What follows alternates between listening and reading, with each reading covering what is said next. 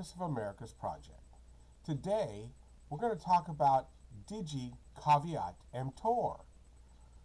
We're adding a new spin on a very old axiom. Caveat emptor has been around for millennia.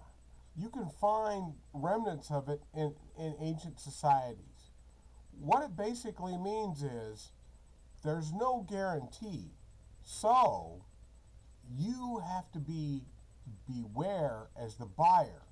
It's your responsibility before you take the product, before you do the agreement, before it's settled, to accept the product as it is. And you were at risk. You didn't know would it last because you weren't offered a guarantee. That changed over time, and that axiom became less important as societies became more organized, and actually they became more regulated. You have consumer protection laws. You have laws that regulate commerce by states, fraud statutes. Those things have put a floor into things in our society, and we don't worry about basic product safety anymore. So the thought of buyer beware or caveat emptor has fallen out of favor. Well, I think we need to bring it back with a modern twist. The Digi of Digi Caveat Emptor. Because on the internet, it is buyer beware. Now let's take a look at why. The why goes back quite a ways. If you go back into colonial times, you'll see this in our history. Because not only at the time of our founding of the Constitution were there the Federalist Papers, there were the Anti-Federalist Papers. Our media has been polarized for most of the time.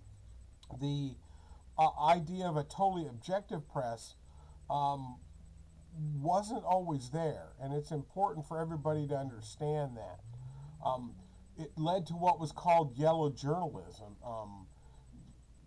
But you always knew, as we got into the 20th century, there was more of a concept of being more straight up. And with newspapers, you knew they had a bent, but you didn't necessarily know for sure that they weren't giving you at least the basics of all the information. There was assumption that they were. And they always had a correction policy, and they made errors, and we knew that. And as a reader, you took it as the general gist of what was true, but you didn't necessarily take it as a guarantee because there was a correction block on the bottom of the newspaper every day, usually on the inside cover, that said, "Hey, we screwed up on this yesterday. Here's a typo, a misspelling. Here was a factual error." So we got used to that, and our wariness stemmed into the internet. And as the digital age came about, we were not aware. We were not cautious. People, for a long time, didn't understand the differences that were out there. They'd see a headline they liked, and they just, we'll go here and we'll listen here. And sometimes it got really interesting to try to understand, what are people trying to do? And we know from the election in 2016, no matter what side you're on, people not from this country bought ads on Facebook. And to be honest, I had relatives that pulled one of those things actually up in 2016. Now, I told her I didn't think it was true because I thought it was just old-fashioned clickbait crap.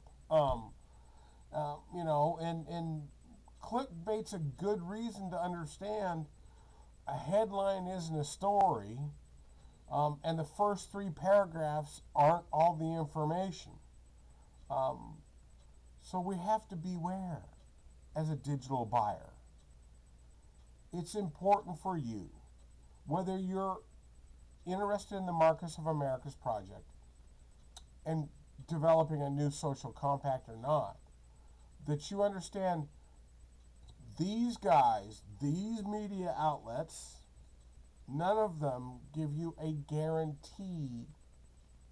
They may be fair and balanced. They may be, the most trusted name in news.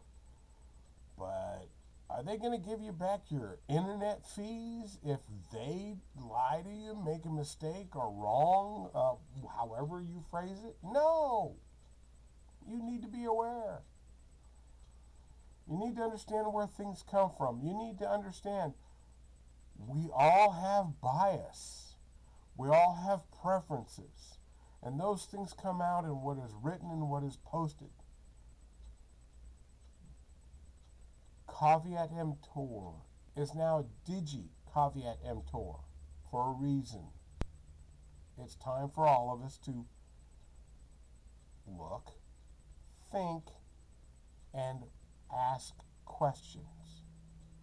There is no guarantee of truth or fact on the internet.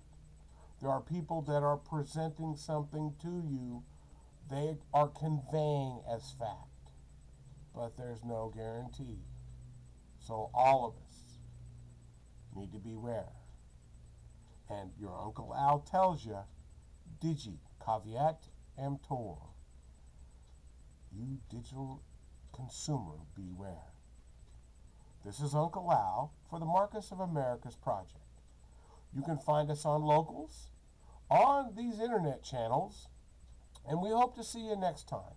And if you'd like to support or learn more about the Markus of Americus project, please go to our Locals channel, the Markus of Americus project. The information's here and below, and we'll see you next time. I'm Uncle Al. Thank you.